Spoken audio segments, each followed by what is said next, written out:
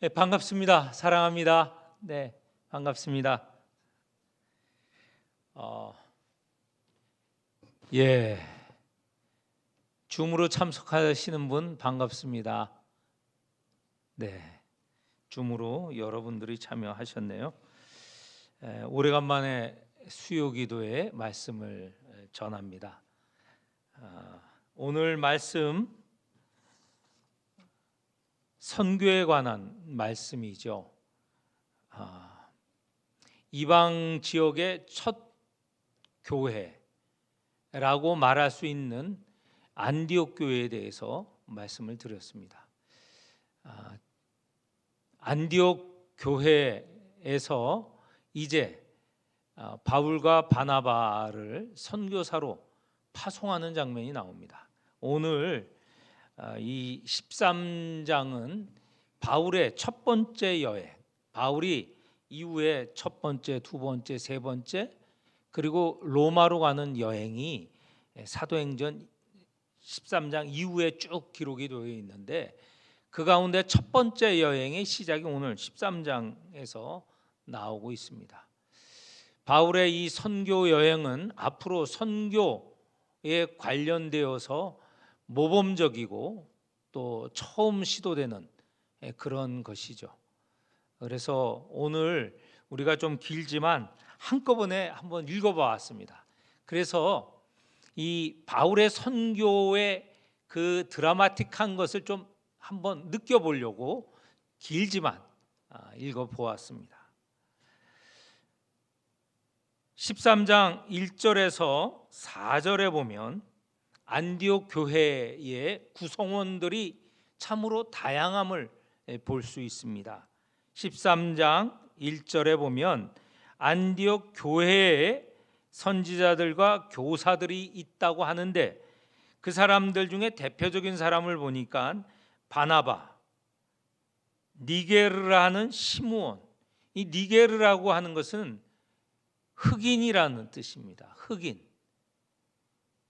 그러니까 시므온이라는 사람은 흑인이에요. 그리고 구레네 사람 루기오. 구레네라는 것은 저 아프리카 북부에 있는 지역이거든요. 거기에서 온 루기오. 그리고 그들 가운데는 신분이 높은 사람도 있습니다. 분봉왕 헤롯의 젖동생 마나엔. 헤롯의 젖동생이라고 하니 어떤 관계인지 정확히는 알 수 없지만 헤롯과 함께 같이 자라났다는 것을 알 수 있습니다. 높은 지위에 있는 사람이죠. 그리고 사울. 이렇게 보면 안디옥 교회는 다국적 또는 다민족 교회라는 것을 알 수 있습니다.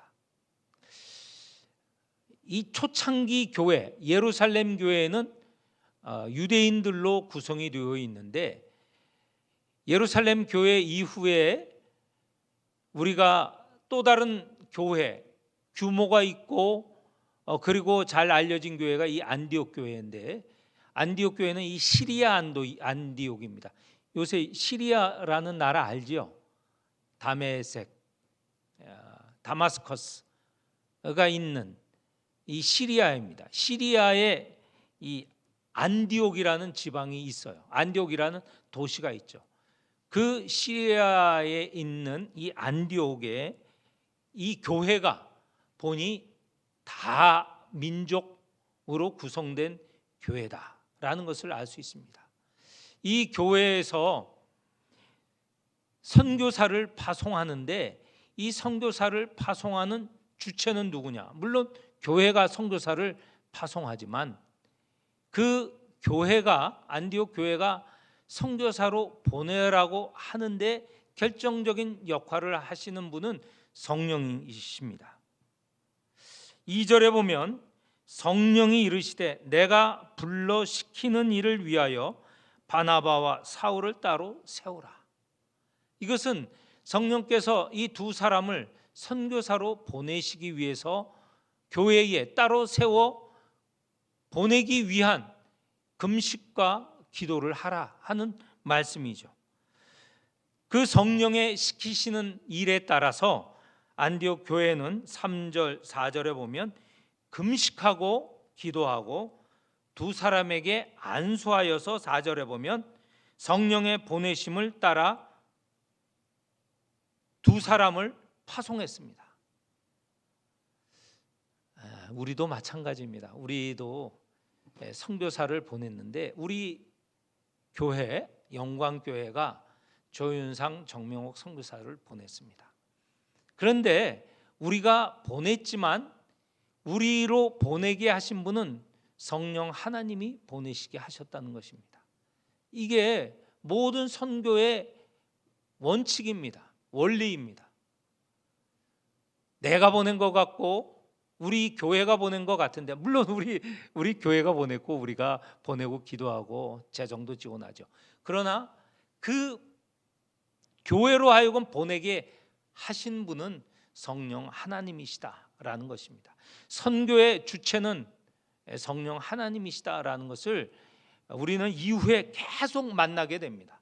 13장에도 우리는 보게 되는 것이죠. 그래서 오늘 설교 제목을 성령께서 보내시다라고 잡아봤습니다. 이렇게 하여서 성령의 보내심을 받고, 물론 교회가 파송하여서 두 사람, 바나바와 사울은 4절에 보면 구브로로 떠나게 됩니다. 구브로는 오늘날로 보면 키프로스라는 섬이에요.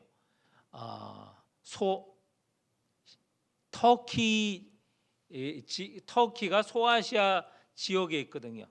그 터키 밑에 보면 키프로스라는 섬이 하나 있어요.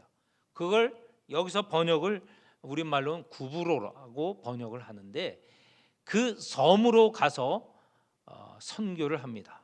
복음을 전하죠. 먼저는 5절에 보면 이 구브로에 있는 살라미에서 하나님의 말씀을 전하는데, 먼저는 유대인의 회당에 가서 말씀을 전하였다라고 하는 것이 5절입니다. 먼저 이후의 말씀을 여러분에게 드리기 전에 배경 설명입니다. 예수님 당시, 그리고 바울이 전도할 당시 유대인들은 물론 예루살렘, 그리고 유대 지방, 그리고 갈릴리 지방에 살고 있었죠. 그러나 더 많은 유대인들이 이 이스라엘 밖에 살고 있었습니다. 더 많은 수가 밖에 살고 있었어요. 그들은 여기 나오는 대로 안디옥에도 살고 있고, 소아시아 지역, 앞으로 바울이 전도 여행을 하는 그 소아시아 지역에도 살고 있었고, 소아시아에서 바다를 건너 유럽 지방에서도 살고 있고, 유럽 중에 가장 당시에 큰 도시가 로마거든요. 로마에서도 살고 있었고, 심지어는 아프리카에도 살고 있습니다. 여기에 아프리카 앞에 보면 1절에 구레네라고 하는 이 지역 아프리카 북부거든요. 거기에서도 살고 있었어요. 그러니까 당시에 세상 곳곳에 유대인들이 살고 있었다라고 생각하면 됩니다. 그 유대인들을 어떻게 뭐라고 표현하냐면 디아스포라라고 합니다. 디아스포라. 본국을 떠나서 타국에서 살고 있는 사람을 디아스포라라고 하는데, 오늘 우리 한국인들도 우리들도 해외에 많이 살고 있죠. 역사가 깁니다. 그런데 최근세 사회에만 본다면 일제 시대에 너무 살기가 어려워서 수많은 사람들이 어디로 갑니까? 만주로 가죠. 만주로. 그리고 또 어떤 사람은 일본으로 갑니다. 일본에서 살게 됩니다. 그래서 그들이 지금은 제일동포가 되고, 또 만주로 간 사람들은 제중동포라고 안 하고 거기는 조선족이라고 하죠. 조선족이라고 부르는데 사실 정확히는 제중동포입니다. 그리고 당시에 일제시대 때 또 많은 사람들이 살 수 없어서 미국으로 갑니다. 그러면 그 사람들은 뭐라고 해요? 재미동포라고 재미노라고 하지 않습니까? 재미는 미국의 거주하는 동포, 우리 동족이다라는 말이죠. 그 이후에 해방이 되고 우리가 독립하고 해방이 되고 이후에 수많은 사람들이 또 세상 곳곳에 가 살고 있어요. 우리 한국 사람이 세상 어느 곳에든 살 수 있는 적응력이 있는 것 같아요. 아마 기후도 그렇고 기후가 가장 큰 것이 아닌가 생각되고 또 이 근성이 있는 것 같아요. 우리는 사철이 있지 않습니까? 사시사철. 추운 지금 겨울도 있고요. 여름에 더운 여름이 있어요. 더운 여름의 경험으로 이 열대지방, 동남아시아라든가 서남아시아, 그리고 저 아프리카에도 살 수 있고, 추위로서는 저 러시아에도 살고 있고, 저 멀리 이 추운 지방, 캐나다나 저 북구라파에도 살고 있는 것이죠. 제가 22년 전에 이제 선교를 끝내고 이제 우리 나라로 돌아오기 위해서 잠깐 선교할 때는 여행 다니지를 못했기 때문에 잠깐 여행을 한 적이 있습니다. 태국에 갔는데요. 태국 방콕은 여러분 잘 아시대요. 수도. 그리고 제2의 도시가 아마 치앙마이일 겁니다. 태국 북부의 치앙마이, 이 관광도시로서 여러분 잘 아시잖아요. 또 갔다 오신 분도 있을 겁니다. 근데 치앙마이를 지나서 치앙라이라는 도시가 있어요. 그런데 그 치앙라이는 지금이야 이제 많이 알려져 있지만 22년 전에는 잘 알려져 있지 않는 곳입니다. 저희가 그곳까지 찾아갔거든요. 찾아가서 당시에 넉넉하지 않은 상태에서 여행을 하는데, 그래서 호텔로 갈 수는 없고 게스트 하우스에 갔어요. 게스트 하우스. 그 당시 한 3불 정도면 하룻밤 잘 수 있는 게스트 하우스에 갔는데, 들어가니 태국 사람이 운영하는 거 당연하죠. 들어갔는데 참 허름해요. 그래서 들어가서 이렇게 우리는 한국에서 왔다, 한국인이다 이렇게 얘기를 했더니 그 사람들이 깜짝 놀라는 거예요. 알고 보니까 그 게스트 하우스 주인의 사위가 한국인이에요. 아니 여기까지 와서 결혼해서 살고 있다는 걸 보고 놀랐습니다. 사실 태국에서는 북쪽 지방에 한국인은 만날 수 없는 지역이거든요. 지금은 한국인이 거기도 찾아갑니다. 우리 한국 사람이 어디서나 지금 살고 있는데, 그래서 우리 한국인의 그 놀라운 생명력 그리고 생존력을 알 수 있는데, 우리 이렇게 온 세상에 떠나 있는 사람을 디아스포라 한국인이라고 합니다. 디아스포라라고 하는 것은 자기 나라를 떠나 사는 사람을 디아스포라라고 하는데, 이 말의 시작이 언제냐? 바로 유대인들이 이스라엘을 떠나서 세계 곳곳에, 아까 말씀드린 곳곳에서 살고 있었기 때문에 그것을 디아스포라 유대인, 그냥 유대인 안 쓰고 디아스포라라고 해도 되는데, 이제는 이 나라 저 나라 사람이 밖에 나가서 살고 있기 때문에 디아스포라 유대인이라고 말합니다. 여기 이 키프로스 구브로라고 하는 섬에도 유대인들이 살고 있었어요. 유대인도 생존력이 사실은 엄청난 사람들이죠. 유대인들도 세상 곳곳에 가 있지 않는 곳이 없습니다. 제가 또 여분으로 더 말씀드리면, 이렇게 온 세상에 살고 있는 사람, 대표적인 게 유대인이지만 또 한 민족이 있어요. 중국 사람. 중국 사람도 없는 곳이 없이 사는 사람입니다. 거기에 또 거의 따라가는 민족이 우리 민족인 것 같아요. 제가 여행하다 보니 그런 경험을 하게 되고, 또 사람 그렇게 실질적으로 그렇게 살아갑니다. 유대인들이 있어서, 유대인들은 당시에 회당을 세워서 회당에서 여호와 하나님을 믿는 교육을 받고 예배를 드리고 하였습니다. 그리고 거기는 유대인들의 회집 장소이기도 합니다. 오늘 미국으로 이민 간 사람들이 있잖아요. 그들은 뭐 예수를 믿든 믿지 않든 제일 먼저 가는 곳이 교회입니다. 한인교회.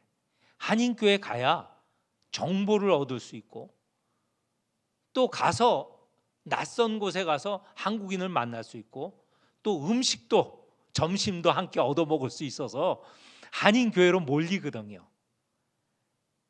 그런데 이 유대인의 회당이라는 곳은 신앙을 중심으로 해서 교육과 아까 말씀드린 대로 자기 민족의 회집 장소로 모이는 곳이 회당입니다. 바나바와 바울은 당연히 회당에 가서 갔죠. 그러나 이 살라미라는 곳에선 큰 소득은 없었고 또 지나쳐서 구브로 섬의 한 도시 바보라는 곳에 이르렀는데 당시에 이 바보는 구브로의 수도였습니다. 거기에 로마가 보낸 총독 서기오 바울이 있었던 곳입니다. 여러분 그 당시에 웬만한 지역 지금 바울이 선교하는 지역은 다 로마의 통치하에 있었습니다. 어떤 곳은 로마가 직접 다스리는 직할지 또는 어떤 곳은 총독을 보내어서 총독이 다스리는 지역 또 어떤 곳은 총독은 보내지 않고 그 나라 왕을 세우거나 그 나라 사람을 세워서 다스리는 지역 여러 종류의 지역이 있었는데 이때 구브로는 로마가 직접 총독을 보내어서 다스리고 있었습니다. 그런데 그 7절에 보면 총독 이름이 서기오 바울인데 이 서기오 바울은 바울과 바나바가 전하는 하나님의 말씀을 귀담아 들었습니다.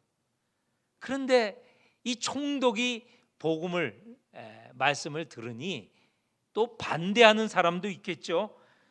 6절에 보니 바예수라 하는 유대인 거짓 선지자이며 마술사 그가 8절에 보니 서기오 바울이 그러니까 총독이 믿지 못하도록 그렇게 방해를 하는 것을 우리가 볼 수 있습니다.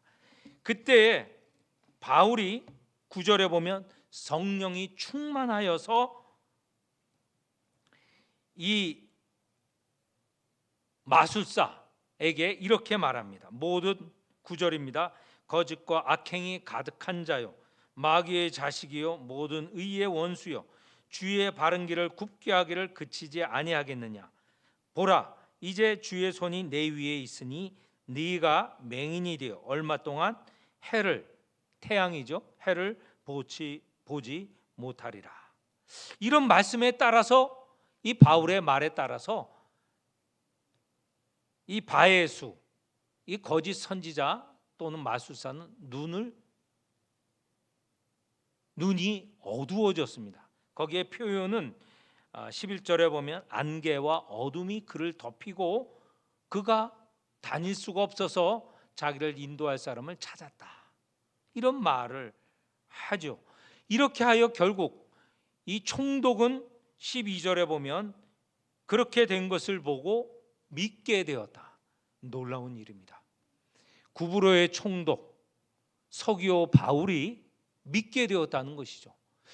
아마 이 이방인들 가운데 실력자 또는 힘이 있는 사람 중에 첫 번째 소득이 아닌가. 우리가 이렇게 만나게 되는 것이 바로 서기오 바울 로마 총독이었습니다. 자, 이런 일을 통하여 이 바울은 또 바나바는 거기에 머무르지 않습니다. 거기에 거주하고 정주한다는 게 아니죠. 선교사라고 하는 것은 당시에 이동하는 사람입니다. 그래서 구브로에서 배를 타고 소아시아로 건너갑니다. 첫 번째 소아시아에서 만난 지방이 밤빌리아 13절입니다. 밤빌리아 지방으로 가서 그 지방 안에 있는 첫 번째 간 도시가 버가라는 곳인데 13절입니다. 그때 요한은 마가라고도 하죠.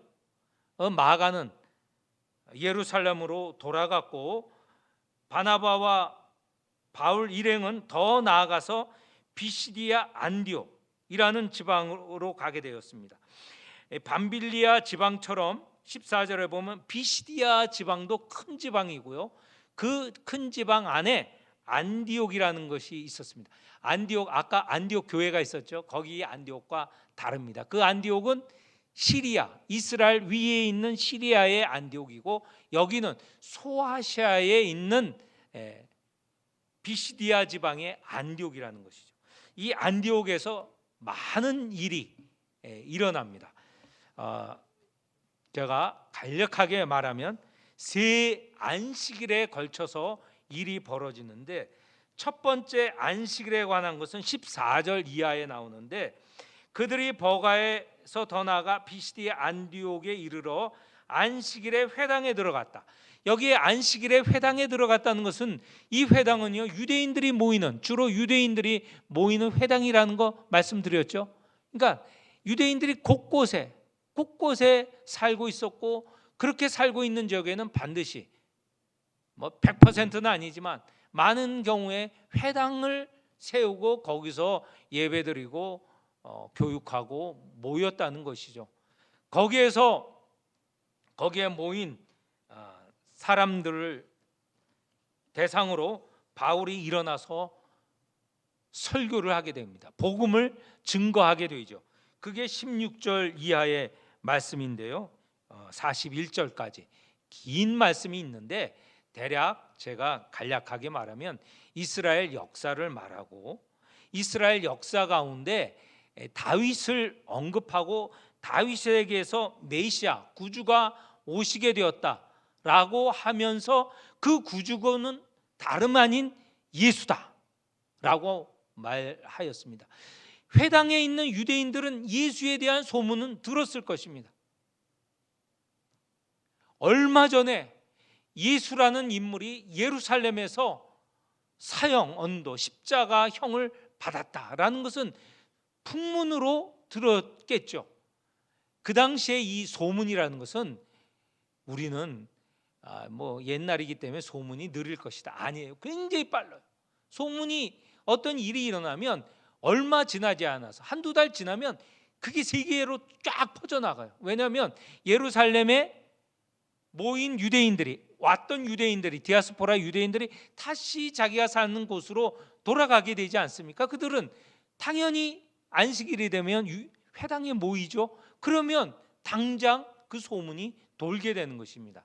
그래서 바울은 여기에서 이 회당에서 예수를 증거하는 거예요.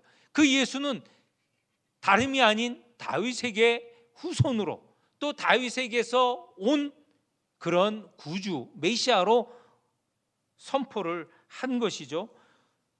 그런데 그 예수에 대해서 좀 더 구체적으로 27절 이하에 보면 이렇게 말합니다. 27절에 예루살렘 사는 사람과 또 관리들이, 예루살렘에 있는 관리들이 예수를 정죄하였다.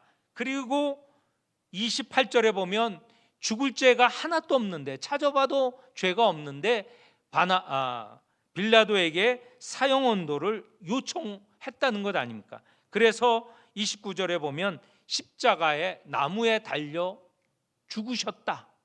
그렇지만 하나님께서 30절에 보면 그 죽은 자를 다시 살리시고, 그리고 우리들은 31절에 보면 우리들은 그런 모든 죽음과 부활의 증인으로 지금 말을 온 세상에 전하고 있다라고 하는 것입니다. 그런데 이 예수는 그런 구체적인 그런 고난과 부활이 있었고 그 죽음과 부활의 효과는 무엇이냐? 그 목적은 무엇이냐? 38절에 보면 그러므로 형제들아 너희가 알 것은 이 사람을 힘입어, 예수 그리스도가 아닙니까? 죄 사함을 너에게 전하는 이것이며 바로 이 십자가에 달리시고 부활하신 이분으로 인하여서 죄 사함을 얻게 되었다는 것이죠. 그리고 39절 보면 이 사람을 힘입어, 39절입니다. 힘입어 믿는 자마다 의롭다 하심을 얻는 것이다. 그러니까 우리가 전하는 이 예수로 인하여서 너희들이 죄 사함을 얻을 수 있고, 그리고 그를 믿게 되면 너희는 의인이 되게 된다라는 복음의 핵심, 이게 복음 아닙니까? 복음의 이 중심, 핵심을 전하였죠. 이게 첫 번째 안식일에 있었던 일입니다. 그런데 42절에 보면 사람들이, 회당에 있는 사람들이 다음 안식일에도 이 말씀을 전해달라고 그렇게 요청을 했어요. 그래서 두 번째 안식일입니다. 43절에 보면 그렇게 복음을 전하였더니 43절 어떤 결과가 있었냐면 유대인과 유대교에 입교한 경건한 사람들이 많이 바울과 바나바를 따르고 두 사도가 더불어 말하고 항상 하나님의 은혜 가운데 있으라 권하다. 그러니까 바울과 바나바가 말한 이 복음을 믿게 되었다는 것이에요. 따르게 되었다는 것이죠. 그런 이 유대인들과 여기에 경건한, 유대교에 입교한 경건한 사람은 누구냐면 유대인은 아니지만 하나님을 믿기로 다짐하고 유대교에 들어온 사람들의, 이방인이지만 유대교에 들어온 사람들의 절차에 따라서 그런 사람도 바로 이 바울과 바나바를 따르게 되었다는 것이죠. 거기에 대해서 이 바울과 바나바는 하나님의 은혜 가운데 거하라. 그러니까 너희들이 받은 이 복음을 변치 않고 잘 받아들여라 라고 하는 것이죠. 그런 권고함을 하고 합니다. 그리고 다음에 세 번째 안식일이 44절에 나옵니다. 그 다음 안식일이 되어서 이제는 변화가 있었어요. 첫 번째 안식일, 두 번째 안식일에는 회당에서 주로 모였는데 보니 44절에 그 다음 안식일에는 온 시민, 여기는 유대인들뿐만 아니라 이 안디옥 사람들, 이 안디옥은 저기 시리아의 안디옥이 아니고요, 비시디아 지방의 안디옥이라는 겁니다. 그 안디옥에 있는 이방인들이 모두 다 하나님의 말씀을 듣고자 모였다는 것이죠. 놀라운 변화죠. 지금 비시디아 안디옥에서 언급된 게 3주 안식일 3번입니다. 안식일에 거쳐서 지금 이 도시가 흔들흔들 거리는 거예요. 이 복음으로 인하여서 이 사람들이 호기심도 생기고, 문제는 마음의 변화, 삶의 변화가 지금 일어난 거예요. 그래서 지금 바울과 바나바에게 모이게 된 것이죠. 그런데 정작 유대인들은 45절에 보면 시기심이 생겼어요. 자기들이 그동안 말한 이 율법이 아니라 새로 전하여진 이 복음에 더 관심을 갖고 거기에 마음이 쏠리고 변화가 되니 얼마나 시기심이 일어나겠습니까? 그래서 바울이 말한 것에 반박하고 비방합니다. 이제 정면으로 충돌을 하게 된 거예요. 그런 상황일지라도 46절에 보면 바울은 분명하게 담대하게 말합니다. 그러면서 이 46절이 앞으로 사도행전 마지막까지 이어지는 원리를 하나를, 중요한 원리를 말하고 있어요. 46절 우리 같이 한번 읽어보겠습니다. 46절 같이 읽어보겠습니다. 바울과 바나바가 담대히 말하여 이르되 하나님의 말씀을 마땅히 먼저 너희에게 전할 것이로되 너희가 그것을 버리고 영생을 얻기에 합당하지 않는 자로 자처하기로 우리가 이방인에게로 향하노라. 예, 먼저 너희들에게, 유대인 너희들에게 하나님의 말씀을 전할 것이다. 이건 다시 말해서 이 이후에도 보면 바울이 찾아가는 도시마다 유대인들이 세운 회당에 들어가요. 그래서 회당에서 말씀을 증거해요. 그런데 문제는 그들이 그 말씀을 받아들이지 않으면 그 다음에 찾아가는 곳은 어디예요? 이방인들에게 찾아간다는 것이에요. 이게 일관적으로 이후에 모든 선교지마다 바울이 행한 원칙이에요. 물론 회당이 없는 곳은 할 수 없죠. 회당이 없는 곳은 할 수 없지만 그렇지 않는 대다수의 도시에서는, 지역에서는 회당을 먼저 찾아가고 말씀을 증거하고 그들이 받아들이지 않으면 이방인들에게 가서 복음을 전합니다. 이후에 우리가 계속 볼 원칙입니다. 이렇게 원칙, 이런 방책을 가지고 복음을 전하였을 때 48절에 보면 이방인들이 듣고 기뻐하고 하나님 말씀을 찬송하며 영생을 주시기로 작정된 자는 다 믿게 되었습니다. 그 결과 주의 말씀은 그 지방 안디옥이 있는 피시디아 지방에 널리 퍼지게 되었죠. 아까 유대인들 가운데 시기심이 생기고 비방과 비판을 했던 사람들이 있잖아요. 그 사람들은 그냥 가만히 있지 않아요.